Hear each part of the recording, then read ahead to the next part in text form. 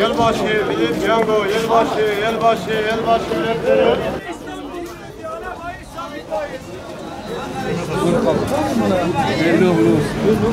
Yılbaşı.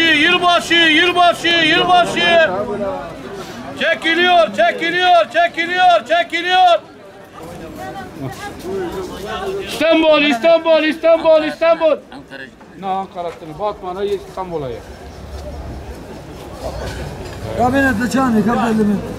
Malumunuz yine miladi takvime göre bir yılın daha sonuna gelmiş bulunuyoruz. Tabi bu münasebetle belki pek çok defa zikrettiğimiz gibi yılbaşı münasebetiyle bazı etkinlikler düzenleniyor, hazırlıklar yapılıyor. İşte eğlence programları, televizyonlarda vesaire, bütün bunları gördüğümüz zaman doğrusu üzülüyoruz. Niye? Çünkü bütün bunlar bizim dışımızda bir kültürün tezahürüdür. Yani hiçbir inancımızla alakası olmayan, kültürümüzle alakası olmayan, dinimizle alakası olmayan ve aslında Hristiyanlıktan geliyor olsa bile aslında onların kültürüyle de bağdaşmayan maalesef bazı işte yılbaşı kutlamaları adı altında yapılan bu tür etkinlikleri halkımızı bütün bunlara karşı dikkatli olmaya davet ediyorum. Niye? Çünkü Allahu Teala ayet-i kerimede şöyle buyuruyor: Ya eyyühellezine amenu la tettehizul yehude ve nasara ba'duhum evliya'u ba'd. Ey iman edenler, Yahudileri ve Hristiyanları kendinize dost edinmeyin. Onlar ancak birbirlerinin dostudurlar. Ve devamla ve men yetevellahum minhum fe innehu minkum. Ve men yetevellahum minkum fe innehu minhum diye buyuruyor. Sizden her kim onları kendisine dost edinirse o onlardandır. Bakın çok ciddi bir fermandır. Diğer bir ayet-i kerimede yine Allahu Teala şöyle buyuruyor: Ha entum ulai tuhibbunahum ve la yuhibbunakum. Ve ayet-i kerime devam ediyor. İşte siz öylesiniz. Siz onları seviyorsunuz. Onların örflerine, adetlerine, yollarına, ahlaklarına tabi oluyorsunuz. Oysa onlar sizi sevmiyorlar. Ve maalesef evet bugün bu yılbaşı münasebetiyle ülkemizin her köşesinde, hatta son zamanlarda mütedeyyin insanlar bile şuursuzca, bilinçsizce işte yılbaşı kutlamaları adı altında piyango biletlerini çekiyorlar.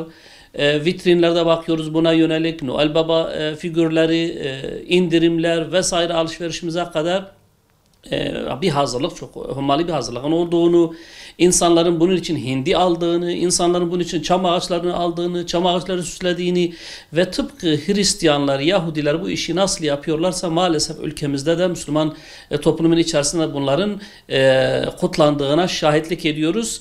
Ayet-i kerimelerin açık fermanına rağmen Müslümanların bunu yapıyor olması büyük bir tehlikedir.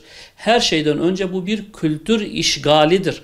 Evet, çünkü toplumumuz hakikaten kültürünü tanımış olsaydı, inancını, dinini tanımış olsaydı bu tür kutlamaların dinimizde, kültürümüzde, örfümüzde, adetimizde hiçbir yerinin olmadığını, bizimle bir alakasının olmadığını anlar ve bundan kendisini uzak tutardı. Bir an önce bunun bilinmesi, bunun toplum tarafından anlaşılmasının gerekli olduğunu düşünüyoruz. Niye? Çünkü Noel diyoruz. Noel bir hafta boyunca onların, yani Hristiyanların inanışına göre işte bir hafta boyunca işte güya Hazreti İsa'nın doğumunu bahane ederek bir kutlama yapılıyor. Ve bu kutlamalar içerisinde dediğim gibi her türlü fuhuş, her türlü kumar, her türlü haram eğlence, her türlü israf, her türlü çirkinlikler ve çirkeflikler maalesef sanki meşru bir şey gibi artık toplum tarafından kabul edilmiş ve kutlanıyor. Oysa Allahu Teala içki, kumar, fuhuş, fal okları ve buna benzer bu etkinliklerde yapılan tüm bunların hepsinin şeytan işi pislik olduğunu tabir ediyor. Allahu Teala bunlara şeytan işi pisliktir diyor ve bunlardan kaçının diye emrettiği halde maalesef Müslümanlar bunlardan kaçınmıyor. Hala bu bataklığın içerisine düşüyorlar. Bundan uzak durmamız lazım. Kumar sadece yıl başında değil, içki sadece yıl başında değil, fuhuş, israf, efendime söyleyeyim buna benzer bu eğlence, aşırı haramlarla yapılan bu eğlencelerin hepsi her zaman haramdır. Sadece yılbaşı münasebetiyle değil. Günün her saatinde her zaman bir Müslüman için haram olan şeylerdir ve özellikle bunların Hz. İsa'nın doğumu münasebetiyle bunların yapılıyor olması ayrıca bir bu günahı ikiye katlamakta. Çünkü ulul azm bir peygamberin hayatını, doğumunu efendim söyleyeyim münasebet göstererek bunların yapılması peygambere hakarettir. Mukaddesatlara hakarettir. Tahrif edilememiş olan Hristiyanlığa hakarettir, İslam'a hakarettir, Müslümanlara hakarettir. Dolayısıyla Müslümanlar bunun farkında olması gerekir. Çünkü bir peygamberin hayatı bu şekilde kutlanamaz. Eğer doğru olsa bile ki onların inancına göre de bu böyle değildir. O yüzden bunlardan uzak durmak lazım. Ve bunun yerine Müslümanlar eğer bir yılın sonuna geliniyorsa ki bir takvime göre, miladi takvime göre bunun ömrünün muhasebesini yapması lazım. Tefekkür etmesi lazım. Tezekkür etmesi lazım. Ben bir sene boyunca ne yaptım? Ne hatalar işledim? Ne günahlar işledim? Nerede yanlış yaptım? Nerede doğru yaptım? Bunun muhasebesini yapması gerekir. Eğlenceyle, harama bulaşarak bunu yapmaması lazım. Bundan uzak durmamız gerekir. Ve asla hiçbir Müslümanın böyle bir bahaneyle hindi kesmesi, yemesi haramdır. Çünkü o Yahudi ve Hristiyanlara tabi olmaktır. Peygamber Efendimiz buyuruyor ki men teşebbehe bi kavmin fehuve minhum. Kim bir kavme kendini benzetirse o onlardandır. Bu kadar açık ve nettir. Az önce okuduğum ayet kelimeler açık ve nettir. Dolayısıyla ben buradan bir kez daha bütün Müslüman halkımıza çağrıda bulunuyorum. İttihat olarak çağrıda bulunuyoruz. Ne olur bu yanlışa düşmeyelim. Birbirimizi uyaralım. Çoluk çocuklarımızı uyaralım.